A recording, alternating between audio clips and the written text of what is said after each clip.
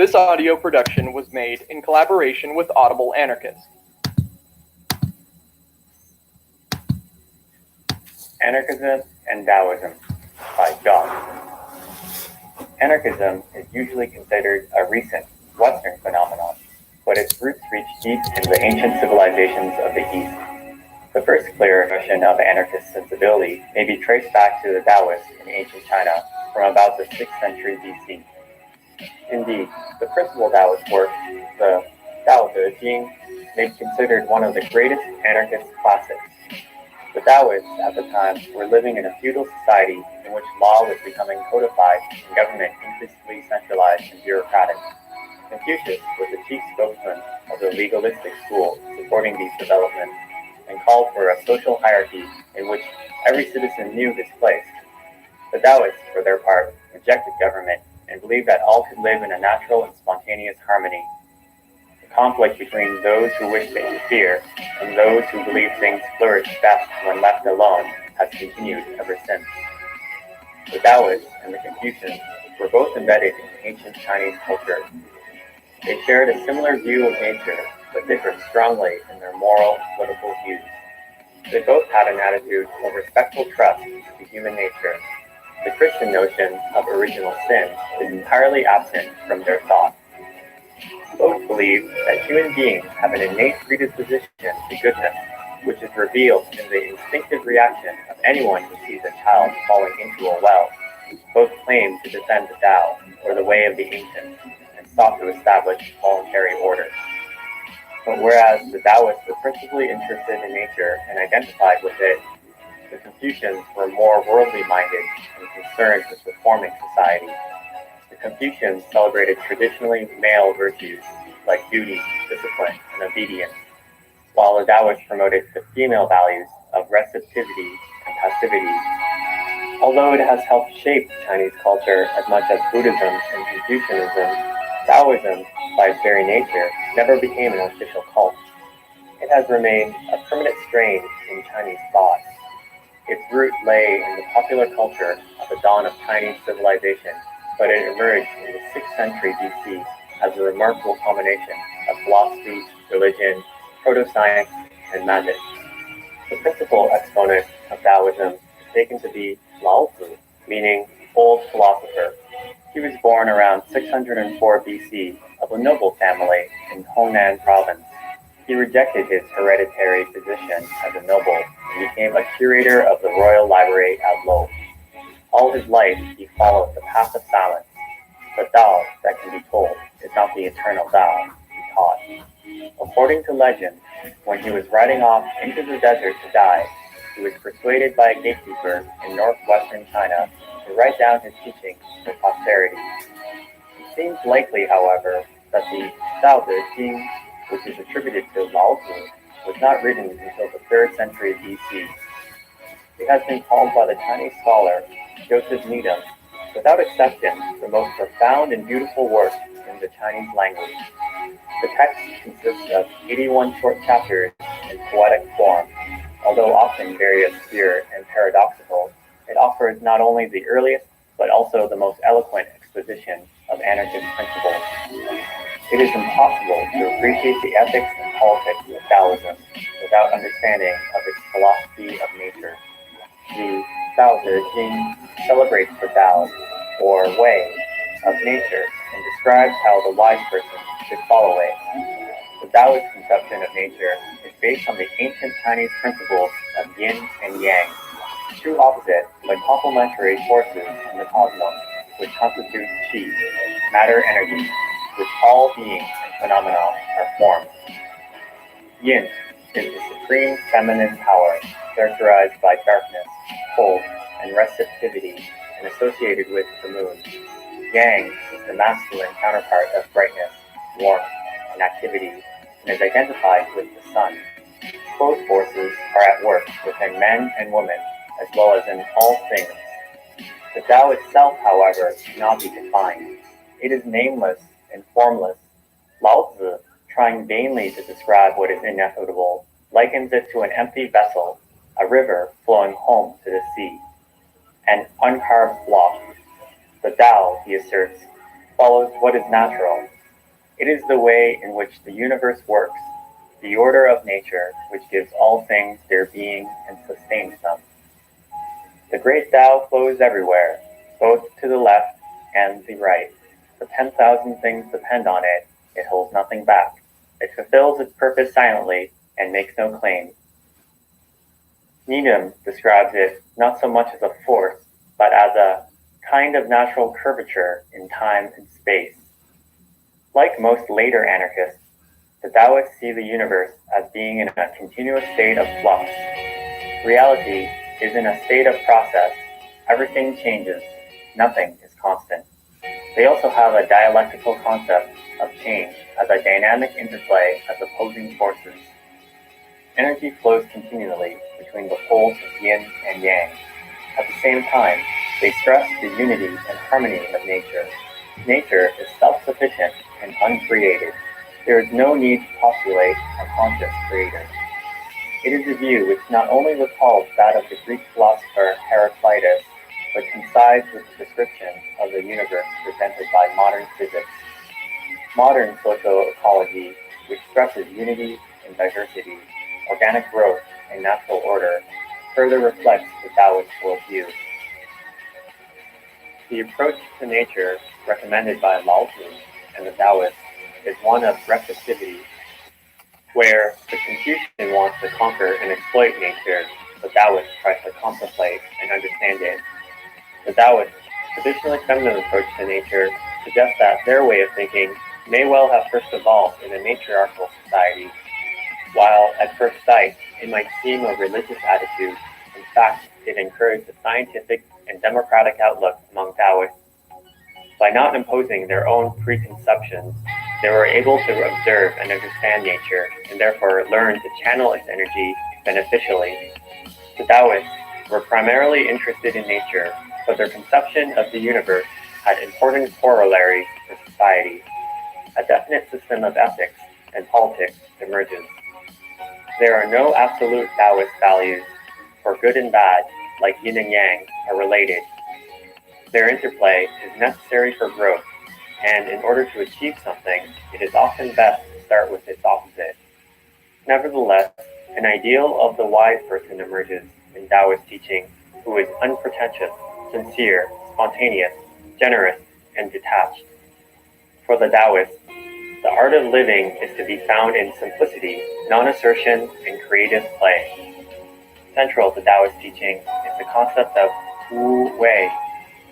It is often translated as merely non-action. In fact, there are striking philological similarities between anarchism and Wu Wei.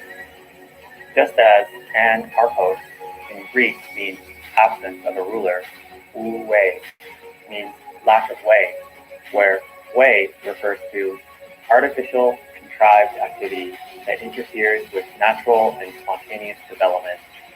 From a political point of view, Wei refers to the imposition of authority. To do something in accordance to Wu Wei is therefore considered natural. It leads to natural and spontaneous order. It has nothing to do with all forms of imposed authority. The Tao Te Ching is quite clear about the nature of force. If we use force, whether physical or moral, to improve ourselves or the world, we simply waste energy and weaken ourselves. Force is followed by loss of strength. It follows that those who wage war will suffer as a result. A violent man will die a violent death. By contrast, giving way is often the best way to overcome. Under heaven, nothing is more soft and yielding than water, yet for the attacking, the solid and strong, nothing is better. It has no equal. The weak can overcome the strong, the supple can overcome the stiff. The gentle peacefulness recommended by the Taoists is not a form of defeatist submission, but a call for the creative and effective use of energy. Practice non-action, work without doing, Lao Tzu recommends. In their concept of Wu Wei, the Taoists are not urging non-action in the sense of inertia, but rather condemning activity contrary to nature. It is not idleness that they praise, but work without effort, anxiety, and complication. work which goes with and not against the grain of things.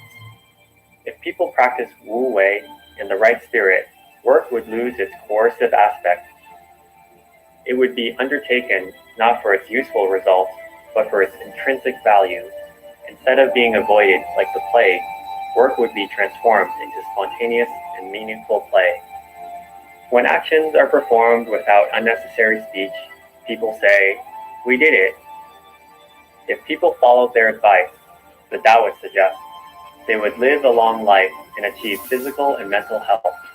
One of the fundamental beliefs was that whatever is contrary to Tao will not last long, while he who is filled with virtue is like a newborn child.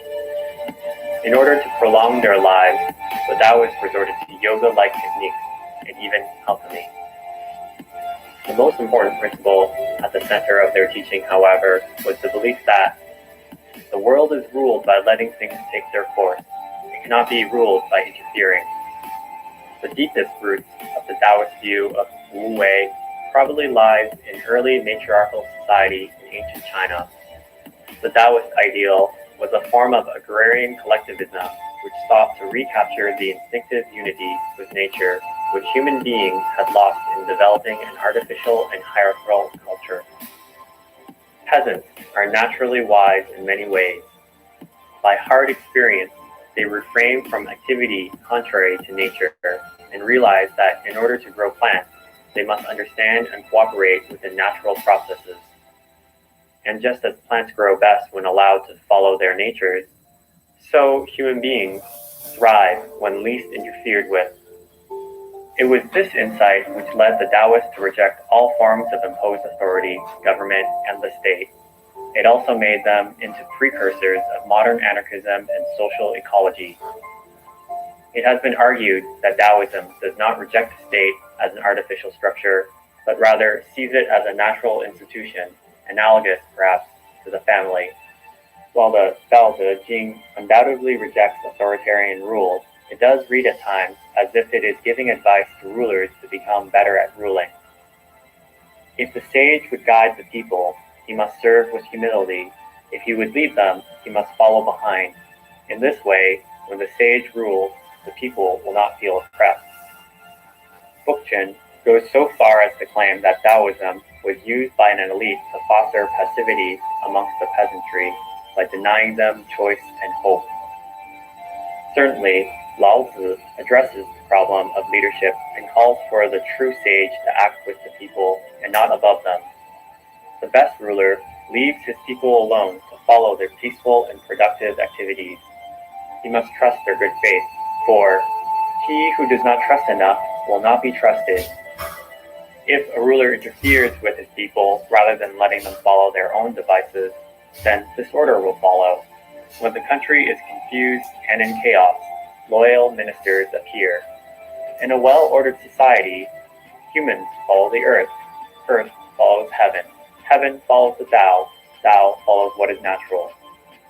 However, a closer reading shows that the Tao De Jing is not concerned with offering Machiavellian advice to rulers or even with the art of governing. The person who genuinely understands that the Tao and applies it to government reaches the inevitable conclusion the best government does not govern at all. Lao Tzu sees nothing but evil coming from government. Indeed, he offers what might be described as the first anarchist manifesto. The more laws and restrictions there are, the poorer people become. The sharper men's weapons, the more trouble in the land. The more ingenious and clever men are, the more strange things happen. The more rules and regulations, the more thieves and robbers. Therefore, the sage says, I take no action and people are reformed. I enjoy peace and people become honest. I do nothing and the people become rich. I have no desires and people return to the good and simple life. Contained within the marvelous poetry of the Tao Te Ching, there is some very real social criticism. It is sharply critical of the bureaucratic, warlike, and commercial nature of the feudal order. Lao Tzu specifically sees property as a form of robber. When the court is arrayed in splendor, the fields are full of weeds, and the granaries are bare. He traces the causes of war to unequal distribution. Claim wealth, and titles, and disaster will follow. Having attacked feudalism with its classes and private property, he offers the social ideal of a classless society without government and patriarchy, in which people live simple and sincere lives in harmony with nature. It would be a decentralized society in which goods are produced and shared in common with the help of appropriate technology. The people would be strong, but with no need to show their strength, wise, but with no presence of learning, productive, but engaged in no unnecessary toil. They would even prefer to reckon by knotting rope rather than by writing ledgers. A small country has fewer people, so there are machines that can work 10 to 100 times faster than a man. They are not needed. The people take death seriously and do not travel far, so they have boats and carriages, no one uses them. So they have armor and weapons, no one displays them. Men return to the knotting of rope in place of writing. Their food is plain and good. Their clothes are fine but simple. Their homes secure. They are happy in their ways. Though they live within sight of their neighbors, and crowing cocks and barking dogs are heard across the way, yet they leave each other in peace while they grow old and die. The anarchistic tendency of the Taoists comes through even stronger in the writings of philosopher Zhuangzi, who lived about 369 to 286 BC. His work consists of arguments interspersed with anecdotes and parables which explore the nature of the Tao, the great organic process of which man is a part. It is not addressed to any particular ruler. Like the Tao Te Ching, it rejects all forms of government and celebrates the free existence of the self-determining individual. The overriding tone of the work is to be found in a little parable about horses. Horses live on dry land, eat grass, and drink water. When pleased, they rub their necks together. When angry, they turn round and kick up their heels at each other. Thus far, only do their natural dispositions carry them.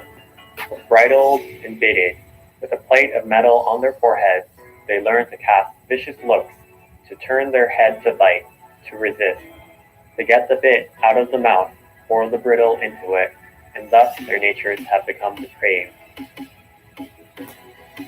As with horses, so it is with human beings.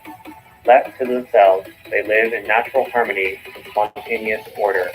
But when they are coerced and ruled, their natures become vicious.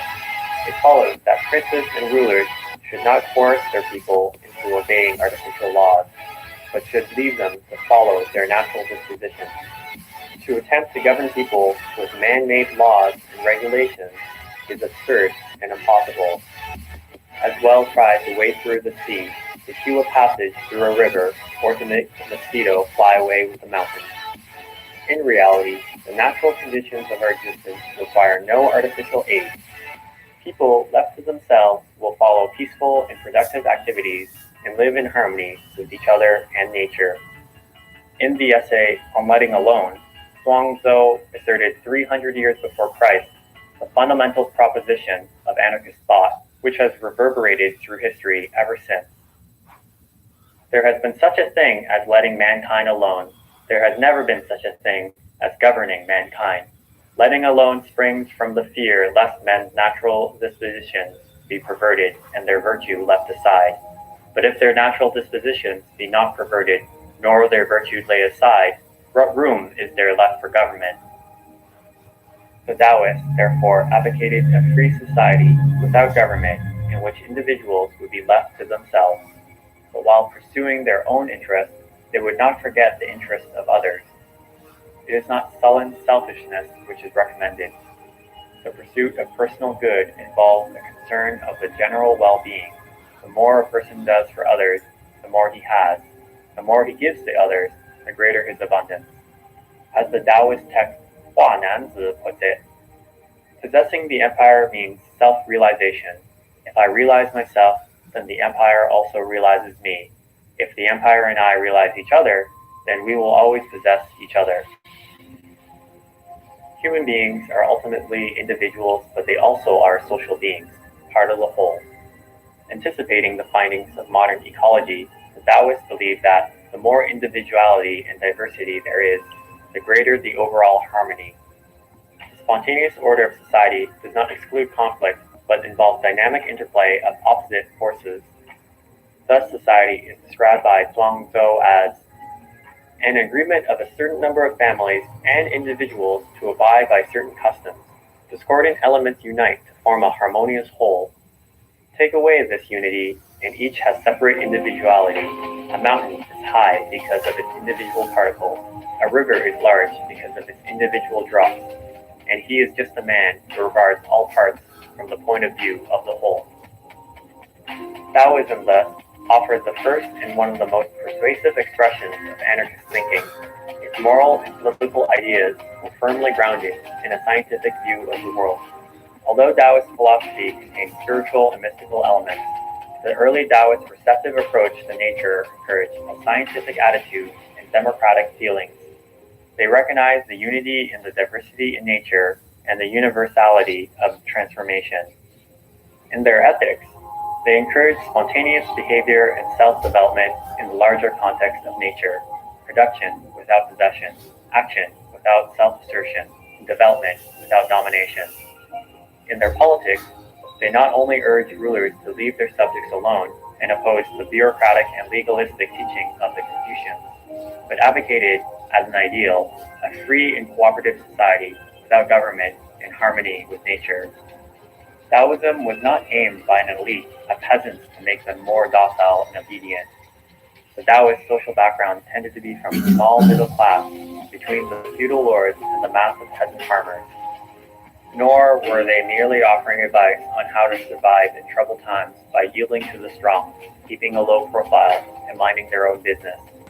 On the contrary, Taoism was the philosophy of those who had understood the real nature of temporal power, wealth, and status sufficiently well to find them radically wanting. Far from being a philosophy of failure or quietude, Taoism offers profound and practical wisdom for those who wish to develop the full harmony of their being. This has been a production of Audible Anarchist. You can find more Audible Anarchist on YouTube.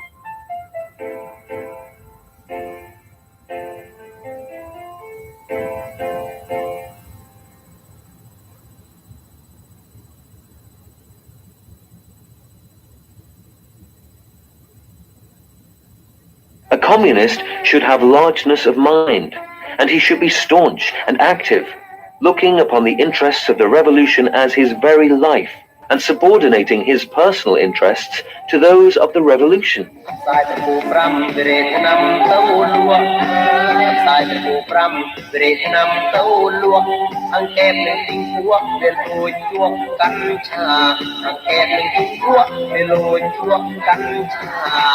Combat Liberalism. 7th of September, 1937. We stand for active ideological struggle because it is the weapon for ensuring unity within the party and the revolutionary organizations in the interest of our fight.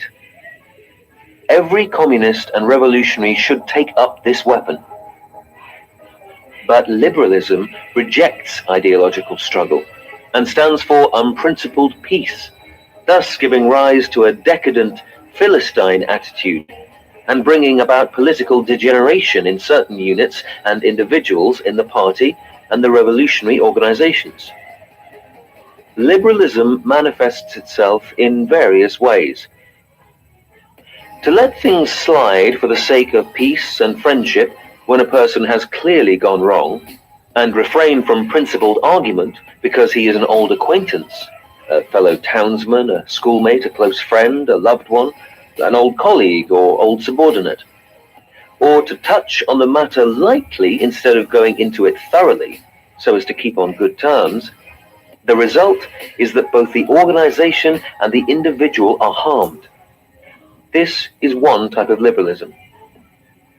To indulge in irresponsible criticism in private instead of actively putting forward one's suggestions to the organization. To say nothing to people to their faces, but to gossip behind their backs, or to say nothing at a meeting, but to gossip afterwards, to show no regard at all for the principles of collective life, but to follow one's own inclination. This is a second type. To let things drift if they do not affect one personally, to say as little as possible while knowing perfectly well what is wrong, to be worldly wise and play safe and seek only to avoid blame. This is a third type. Not to obey orders, but to give pride of place to one's own opinions, to demand special consideration from the organization, but to reject its discipline. This is a fourth type. To indulge in personal attacks, pick quarrels, vent personal spite, or seek revenge instead of entering into an argument and struggling against incorrect views for the sake of unity or progress or getting the work done properly. This is a fifth type. To hear incorrect views without rebutting them, and even to hear counter-revolutionary remarks without reporting them, but instead to take them calmly as if nothing had happened. This is a sixth type. To be among the masses and fail to conduct propaganda and agitation, or speak at meetings or conduct investigations and inquiries among them, and instead to be indifferent to them and show no concern for their well-being, forgetting that one is a communist and behaving as if one were an ordinary non-communist. This is a seventh type. To see someone harming the interests of the masses and yet not feel indignant, or dissuade or stop him or reason with him, but to allow him to continue. This is an eighth type. To work half-heartedly without a definite plan or direction. To work perfunctorily and muddle along. So long as one remains a monk, one goes on tolling the bell. This is a ninth type. To regard oneself as having rendered great service to the revolution, to pride oneself on being a veteran, to disdain minor assignments while being quite unequal to major tasks, to be slipshod in work and slack in study, this is a 10th type. To be aware of one's own mistakes and yet make no attempt to correct them, taking a liberal attitude towards oneself, this is an 11th type. We could name more, but these 11 are the principal types. They are all manifestations of liberalism. Liberalism is extremely harmful in a revolutionary collective. It is a corrosive which eats away unity, undermines cohesion, causes apathy, and creates dissension. It robs the revolutionary ranks of compact organization and strict discipline, prevents policies from being carried through, and alienates the party organizations from the masses which the party leads. It is an extremely bad tendency. Liberalism stems from petty bourgeois selfishness. It places personal interests first and the interests of the revolution second, and this gives rise to ideological, political, and organizational liberalism. People who are liberals look upon the principles of Marxism as abstract dogma. They approve of Marxism, but are not prepared to practice it, or to practice it in full. They are not prepared to replace their liberalism by Marxism.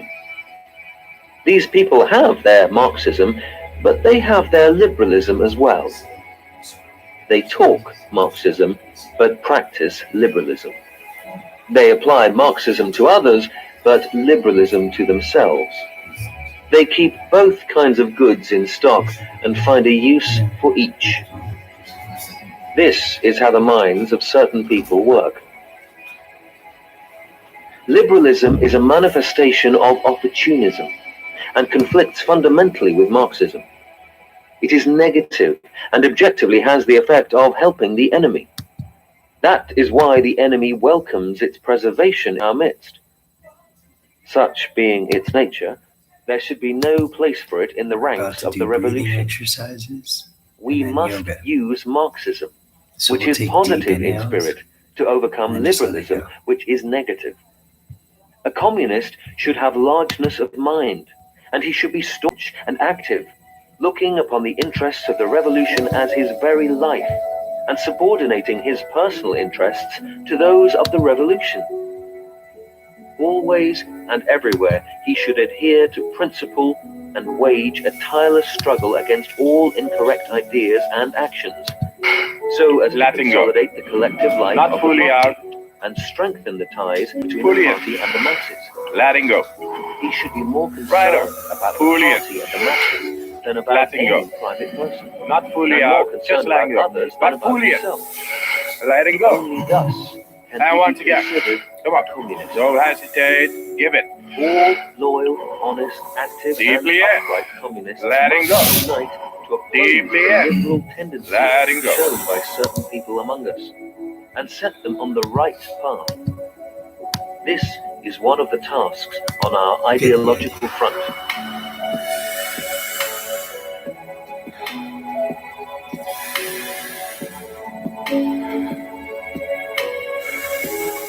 Without a single virtue. It demonstrates that we have not only drawn a clear line of demarcation between the enemy and ourselves, but achieved a great deal of that. End quote.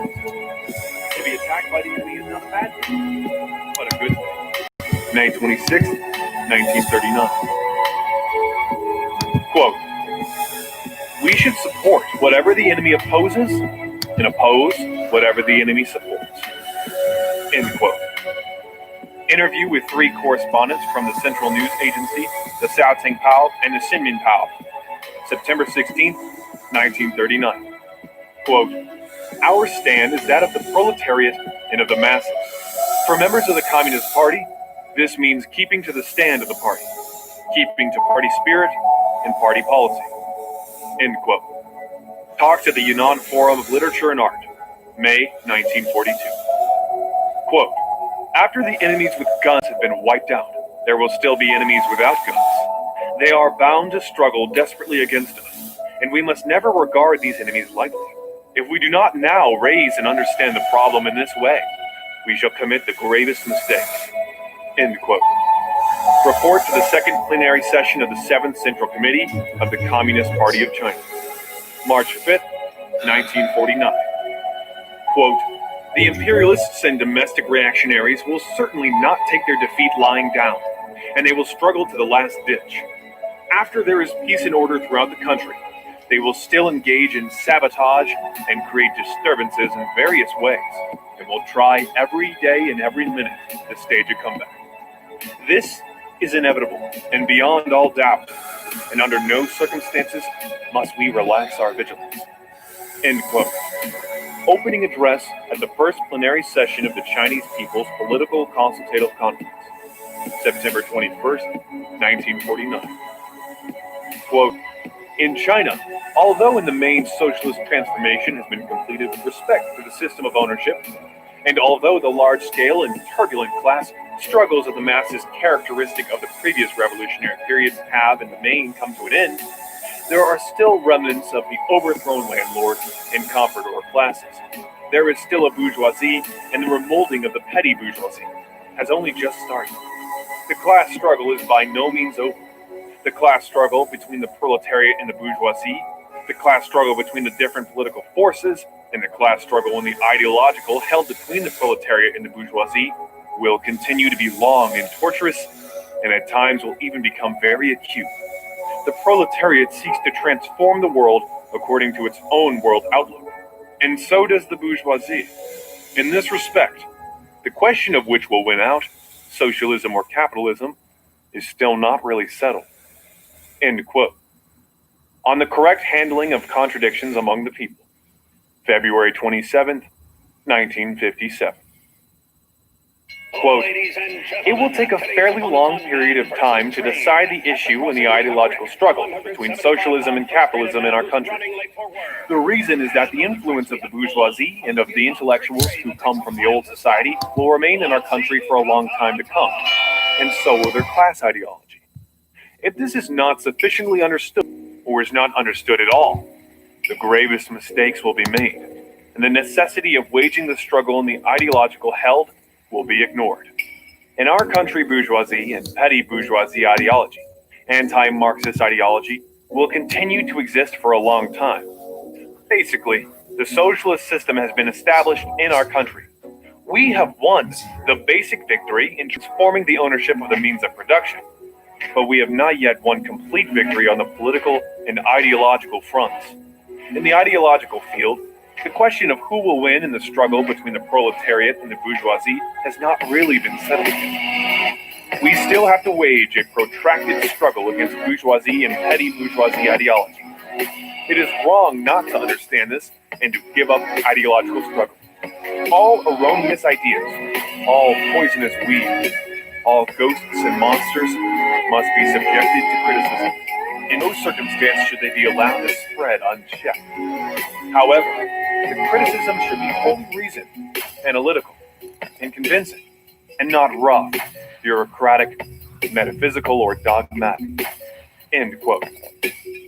Speech at the Chinese Communist Party's National Conference on Propaganda Work, March 12, 1957. Quote, both dogmatism and revisionism run counter to Marxism. Marxism must certainly advance. It must develop along with the development of practice and cannot stand still. It would become lifeless if it has remained stagnant and stereotyped. However, the basic principles of Marxism must never be violated, or otherwise mistakes will be made. It is dogmatism to approach Marxism from a metaphysical point of view and to regard it as something rigid. It is revisionism to negate the basic principles of Marxism and to negate its universal truth. Revisionism is one form of bourgeoisie ideology. The revisionists deny the differences between socialism and capitalism, between the dictatorship of the proletariat and the dictatorship of the bourgeoisie. What they advocate is in fact not the socialist line, but the capitalist line. In present circumstances, revisionism is more pernicious than dogmatism. One of our more important tasks on the ideological front is to unfold criticism of revisionism. Revisionism, or right opportunism, is a bourgeois trend of thought that is even more dangerous than dogmatism. The revisionists, the right opportunists, pay lip service to Marxism. They too attack dogmatism. But what they are really attacking is the quintessence of Marxism.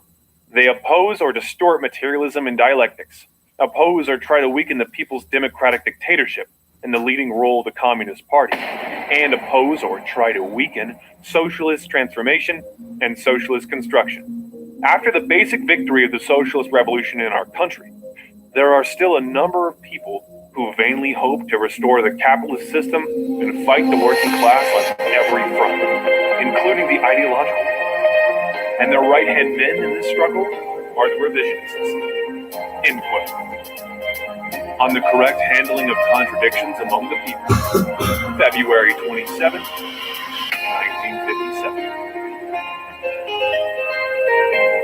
Chapter 3. Socialism and Communism. Quote. Communism is at once a complete system of proletarian ideology and a new social system. It is different from any other ideological and social system and is the most complete, progressive, revolutionary, and rational system in human history. The ideological and social system of feudalism has a place only in the Museum of History. The ideological and social system of capitalism has also become a museum piece in one part of the world, the Soviet Union, while in other countries it resembles a dying person who is sinking fast, like the sun setting beyond the western hills, and will soon be relegated to the museum. The communist ideological and social system alone is full of youth and vitality, sweeping the world with the momentum of an avalanche and the force of a thunder. End quote. On New Democracy, January 1940. Quote, the socialist system will eventually replace the capitalist system. This is an objective law independent of man's will. However much the reactionaries try to hold back the wheel of history, sooner or later, revolution will take place and will inevitably triumph. End quote. Speech at the meeting of the Supreme Soviet of the USSR in celebration of the 40th anniversary of the Great October Socialist Revolution, November 6, 1957. Quote, we communists never conceal our political views. Definitely and beyond all doubt, our future or maximum program is to carry China forward to socialism and communism. Both the name of our party and our Marxist world outlook unequivocally point to this supreme ideal of the future, a future of incomparable brightness and splendor. End quote. On Coalition Government, April 24th, 1945. Quote, taken as a whole, the Chinese revolutionary movement led by the Communist Party embraces the two stages, i.e., the democratic and the socialist revolutions, which are two essentially different revolutionary processes. And the second process can be carried through only after the first has been completed. The democratic revolution is the necessary preparation for the socialist revolution, and the socialist revolution is the inevitable sequel to the democratic revolution. The ultimate aim for which all communists strive is to bring about a socialist and communist society. End quote. The Chinese Revolution and the Chinese Communist Party, December 1939. Quote, socialist revolution aims at liberating the productive forces, the changeover from individual to socialist, collective ownership in agriculture and handicrafts, and from capitalist to socialist ownership in private industry and commerce is bound to bring about a tremendous liberation of the productive forces. Thus, the social conditions are being created for a tremendous expansion of industrial and agricultural production. End quote. Speech at the Supreme State Conference, January 25th, 1956. Quote, we are now carrying out a revolution not only in the social system, the change from private to public ownership, but also in technology, the change from handicraft to large-scale modern machine production, and the two revolutions are interconnected. In agriculture, with conditions as they are in our country, cooperation must precede the use of big machinery. In capitalist countries, agriculture develops in a capitalist way. Therefore, we must on no account regard industry and agriculture, socialist industrialization, and the socialist transformation of agriculture as two separate and isolated things. And on no account must we emphasize the one and lay down the other. End quote. On the question of agricultural cooperation, July 31st, 1955. Quote, the new social system has only just been established and requires time for its consolidation. It must not be assumed that the new system can be completely consolidated the moment it is established, for that is impossible. It has to be consolidated step by step. To achieve its ultimate consolidation, it is necessary not only to bring about the socialist industrialization of the country and persevere in the socialist revolution on the economic level, but to carry on constant and arduous socialist revolutionary struggles and socialist education on the political and ideological front. Moreover, various contributory international factors are required. End quote. Speech at the Chinese Communist Party's National Conference on Propaganda Work, March 12, 1957. Quote, in China, the struggle to consolidate the socialist system, the struggle to decide whether socialism or capitalism will prevail, will still take a long historical period.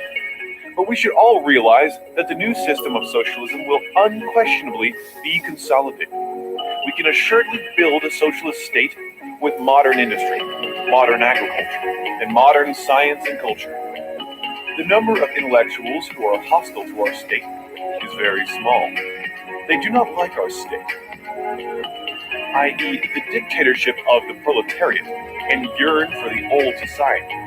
Whenever there is an opportunity, they will stir up trouble and attempt to overthrow the Communist Party and restore the old China. As between the proletariat and the bourgeoisie roads, as between the socialist and the capitalist roads, these people stubbornly choose to follow the latter. In fact, this road is impossible, and in fact, therefore, they are ready to capitulate to imperialism, feudalism, and bureaucrat capitalism. Such people are to be found in political circles and in industrial and commercial, cultural and educational, scientific and technological and religious circles. They are extremely reactionary. The serious problem is the education of the peasantry. The peasant economy is scattered, and the socialization of agriculture, judging by the Soviet Union's experience, will require a long time and painstaking work. Without socialization of agriculture, there can be no complete consolidated socialism. End quote.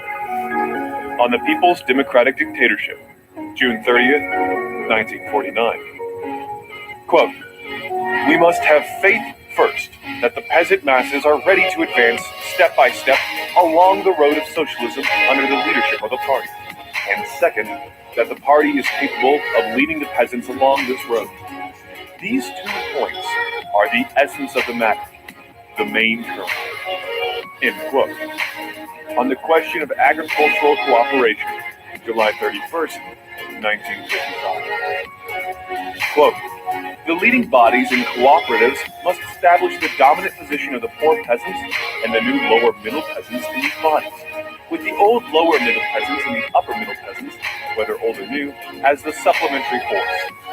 Only thus can unity between the poor and middle peasants be attained, the cooperatives be consolidated, production be expanded, and the socialist transformation of the entire countryside be correctly accomplished in accordance with the party's policy. Otherwise, unity between the middle and poor peasants cannot be attained. The cooperatives cannot be consolidated, production cannot be expanded, and the socialist transformation of the entire countryside cannot be achieved. End quote.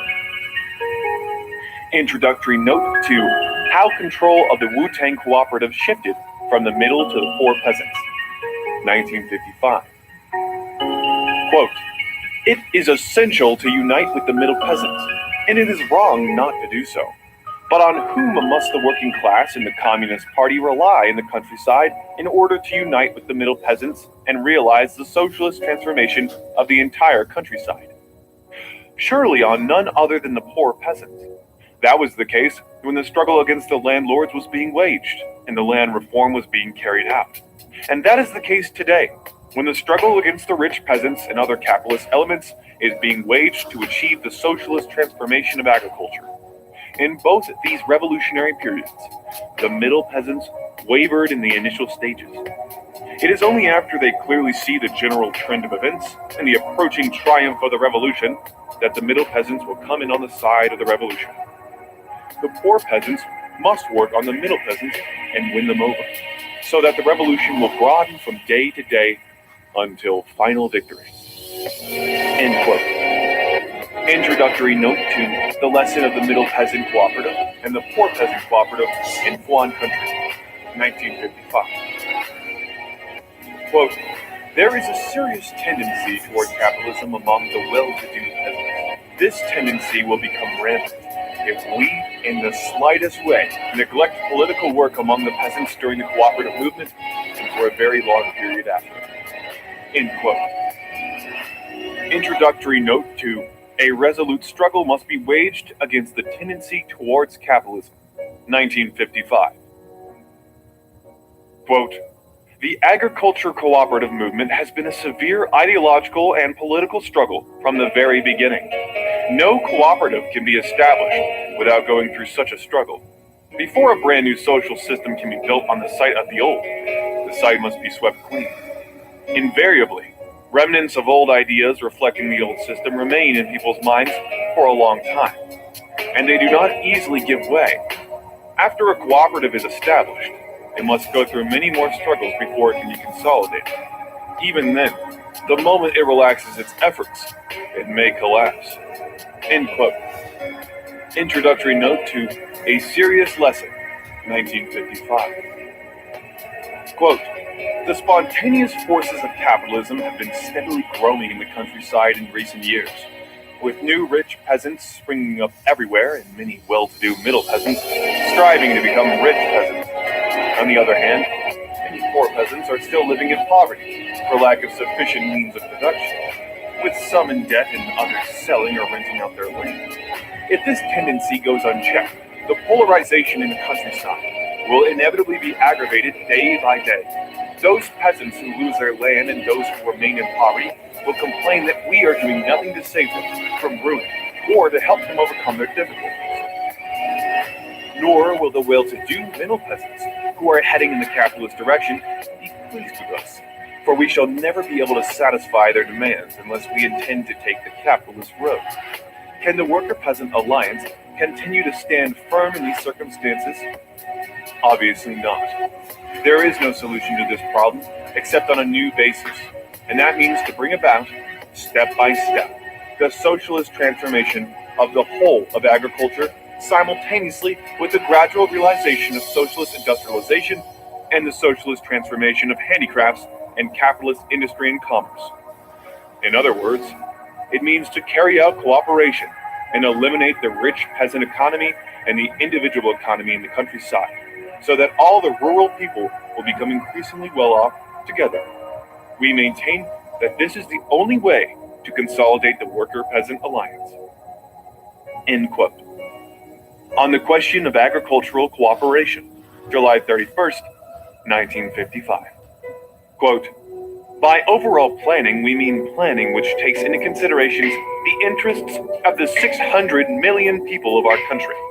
In drawing up plans, handling affairs, or thinking over problems, we must proceed from the fact that China has a population of 600 million people. And we must never forget this fact. End quote. On the correct handling of contradictions among the people, February 27, 1957. Quote, in addition to the leadership of the party, a decisive factor is our population of 600 million. More people mean a greater ferment of ideas, more enthusiasm, and more energy. Never before have the masses of the people been so inspired, so militant, and so daring as at present. End quote. Introducing a cooperative, April 15th, 1958. Quote, apart from their other characteristics, the outstanding thing about China's 600 million people is that they are poor and blank. This may seem a bad thing, but in reality, it is a good thing. Poverty gives rise to the desire for change, the desire for action, and the desire for revolution. On a blank sheet of paper, free from any mark, the freshest and most beautiful characters can be written. The freshest and most beautiful pictures can be painted. After the countrywide victory of the Chinese Revolution and the solution of the land problem, two basic contradictions still exist in China. The first is internal, that is, the contradiction between the working class and the bourgeoisie. The second is external, that is, the contradiction between China and the imperialist countries. Consequently, after the victory of the People's Democratic Revolution, the state power of the People's Republic under the leadership of the working class must not be weakened, but must be strengthened. End quote. Report to the second plenary session of the 7th Central Committee of the Communist Party of China, March 5th, 1949. Quote, don't you want to abolish state power? Yes, we do, but not right now. We cannot do it yet. Why? Because imperialism still exists. Because domestic reaction still exists. Because classes still exist in our country. Our present task is to strengthen the people's state apparatus, mainly the people's army, the people's police, and the people's courts, in order to consolidate national defense and protect the people's interests. End quote. On the People's Democratic Dictatorship, June 30th, 1949. Quote, our state is a people's democratic dictatorship led by the working class and based on the worker-peasant alliance. What is this dictatorship for? Its first function is to suppress the reactionary classes and elements and those exporters in our country who resist the socialist revolution, to suppress those who try to wreck our socialist construction, or in other words, to resolve the internal contradictions between ourselves and the enemy. For instance, to arrest, try and sentence certain counter-revolutionaries, and to deprive landlords and bureaucrat capitalists of their right to vote and their freedom of speech for a specified period of time. All this comes within the scope of our dictatorship, to maintain public order and safeguard the interests of the people. It is likewise necessary to exercise dictatorship over embezzlers, swindlers, arsonists, murderers, criminal gangs, and other scoundrels who seriously disrupt public order. The second function of this dictatorship is to protect our country from subversion and possible aggression by external enemies. In that event, it is the task of this dictatorship to resolve the external contradiction between ourselves and the enemy. The aim of this dictatorship is to protect all our people so so that they can devote themselves to peaceful labor and build China into a socialist country with a modern industry, agriculture, science, and culture. End quote. On the correct handling of contradictions, February 27th, 1957. Quote, the People's Democratic Dictatorship needs the leadership of the working class, for it is only the working class that is most far-sighted, most selfless, and most thoroughly revolutionary. The entire history of revolution proves that without the leadership of the working class, revolution fails, and that with the leadership of the working class, revolution triumphs. End quote. On the People's Democratic Dictatorship, June 30th, 1949. Quote, the People's Democratic Dictatorship is based on the alliance of the working class, the peasantry and the urban petty bourgeoisie, and mainly on the alliance of the workers and the peasants. Because these two classes comprise 80 to 90% of China's population, these two classes are the main force in overthrowing imperialism and the Kuomintang reactionaries.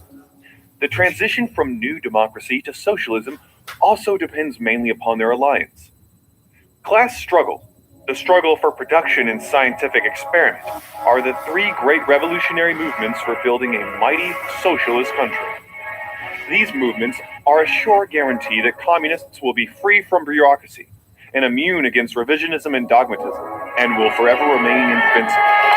They are a reliable guarantee that the proletariat will be able to unite with the broad working masses and realize a democratic dictatorship. If, in the absence of these movements, the landlords, rich peasants, counter-revolutionaries, bad elements, and ogres of all kinds were allowed to crawl out, while our cadres were to shut their eyes to all this, and in many cases fail even to differentiate between the enemy and ourselves, but were to collaborate with the enemy and were corrupted, divided and demoralized by him, if our cadres were thus pulled out or the enemy were able to sneak in, and if many of our workers, peasants, and intellectuals were left defenseless against both the soft and the hard tactics of the enemy, then it would not take long, perhaps only several years or a decade, or several decades at most, before a counter-revolutionary restoration on a national scale inevitably occurred. The Marxist-Leninist Party would undoubtedly become a revisionist party or a fascist party, and the whole of China would change its color. End quote. Note on the 7 well-written documents of Zhejiang Province concerning cadres. Participation in physical labor. May 9th, 1963. Quote, the People's Democratic Dictatorship uses 2 methods. Towards the enemy, it uses the method of dictatorship. That is, for as long a period of time as is necessary, it does not let them take part in political activities and compels them to obey the law of the people's government and to engage in labor, and through labor, transform themselves into new men. Towards the people, on the contrary, it uses the method not of compulsion, but of democracy. That is, it must necessarily let them take part in political activities and does not compel them to do this or that, but uses the method of democracy in educating and persuading them. End quote. Closing speech at the second session of the First National Committee of the Chinese People's Political Consultative Conference, June 23rd, 1950. Quote, under the leadership of the Communist Party, the Chinese people are carrying out a vigorous rectification movement in order to bring about the rapid development of socialism in China on a firmer basis. It is a movement for carrying out a nationwide debate which is both guided and free. A debate in the city and the countryside on such questions as the socialist road versus the capitalist road, the basic system of the state and its major policies, the working style of party and government functionaries, and the question of the welfare of the people. A debate which is conducted by setting forth facts and reasoning things out, so as correctly to resolve those actual contradictions among the people which demand immediate solution. This is a socialist movement for the self-education and self-remolding of the people. End quote. Speech at the meeting of the Supreme Soviet of the USSR in celebration of the 40th anniversary of the Great October Socialist Revolution, November 6th, 1957. Quote, most arduous tasks lie ahead of us in the great work of construction. Although there are over 10 million members in our party, they still constitute a very small minority of the country's population. In government departments and public organizations and enterprises, much work has to be done by non-party people. It is impossible to get this work well done unless we are good at relying on the masses and cooperating with non-party people, while continuing to strengthen the unity of the whole party. We must also continue to strengthen the unity of all our nationalities, democratic classes, democratic parties, and people's organizations, and to consolidate and expand the People's Democratic United Front. And we must conscientiously get rid of every unhealthy manifestation and any link in our work that is detrimental to the unity between the party and the people. End quote. Opening address at the 8th National Congress of the Communist Party of China, September 15, 1956. Chapter 4. The correct handling of contradictions among the people. Quote, we are confronted by two types of social contradictions. Those between ourselves and the enemy, and those among the people themselves. The two are totally different in their nature. End quote. On the correct handling of contradictions among the people, February 27, 1957. Quote, to understand these two different types of contradictions correctly, we must first be clear on what is meant by the people and what is meant by the enemy. At the present stage, the period of building socialism, the classes, strata, and social groups which favor, support, and work for the cause of socialist construction all come within the category of the people. While the social forces and groups which resist the socialist revolution and are hostile to or sabotage socialist construction are all enemies of the people. In the conditions prevailing in China today, the contradictions among the people comprise the contradictions within the working class, the contradictions within the peasantry, the contradictions within the intelligentsia, the contradictions between the working class and the peasantry, the contradictions between the workers and peasants on the one hand, and the intellectuals on the other, the contradictions between the working class and other sections of the working people on the one hand, and the national bourgeoisie on the other, the contradictions within the national bourgeoisie, and so on. Our people's government is one that genuinely represents the people's interests. It is a government that serves the people. Nevertheless, there are still certain contradictions between the government and the people. These include contradictions among the interests of the state, the interests of the collective, and the interests of the individual, between democracy and centralism, between the leadership and the led, and the contradiction arising from the bureaucratic style of work of certain government workers and their relations with the masses. All these are also contradictions among the people. Generally speaking, the people's basic identity of interests underlies the contradictions among the people. The contradictions between ourselves and the enemy are antagonistic contradictions. Within the ranks of the people, the contradictions among the working people are non-antagonistic, while those between the exploited and the exploiting classes have a non-antagonistic aspect in addition to an antagonistic aspect. In the political life of our people, how should right be distinguished from wrong in one's words and actions? On the basis of the principles of our Constitution, the will of the overwhelming majority of our people, and the common political positions which have been proclaimed on various occasions by our political parties and groups, we consider that, broadly speaking, the criteria should be as follows. 1. Words and actions should help to unite and not divide the people of our various nationalities. 2. They should be beneficial and not harmful to socialist transformation and socialist construction. 3.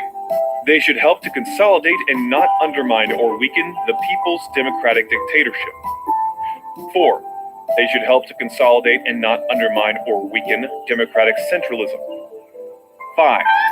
They should help to strengthen and not discard or weaken the leadership of the Communist Party. 6.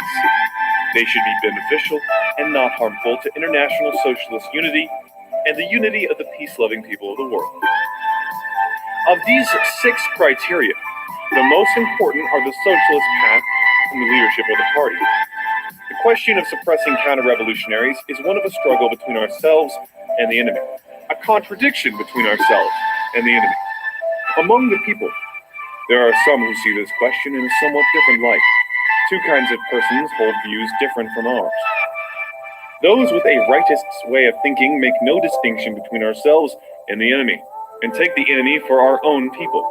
They regard as friends the very persons whom the broad masses regard as enemies. Those with a left way of thinking magnify contradictions between ourselves and the enemies to such an extent that they take certain contradictions among the people for contradictions with the enemy and regard as counter-revolutionaries persons who are not really counter-revolutionaries. Both of these views are wrong. Neither can lead to a correct handling of the question of suppressing counter-revolutionaries or to a correct assessment of its work. Qualitatively different contradictions can only be resolved by qualitatively different methods. For instance, the contradiction between the proletariat and the bourgeoisie is resolved by the method of socialist revolution. The contradiction between the great masses of the people and the feudal system is resolved by the method of democratic revolution. The contradiction between the colonies and imperialism is resolved by the method of national revolutionary war. The contradiction between the working class and the peasant class in socialist society is resolved by the method of collectivization and mechanization in agriculture. Contradiction within the Communist Party is resolved by the method of criticism and self-criticism. The contradiction of society and nature is resolved by the method of developing the productive forces. The principle of using different methods to resolve different contradictions is one which Marxist-Leninists must strictly observe. End quote. On Contradiction, August 1937. Quote, the only way to settle questions of an ideological nature or controversial issues among the people is by the democratic method, the method of discussion, of criticism, of persuasion, and education, and not by the method of coercion or repression. To be able to carry on their production and studies effectively and to arrange their lives properly, the people want their government and those in charge of production and of cultural and educational organizations to issue appropriate orders of an obligatory nature. It is common sense that the maintenance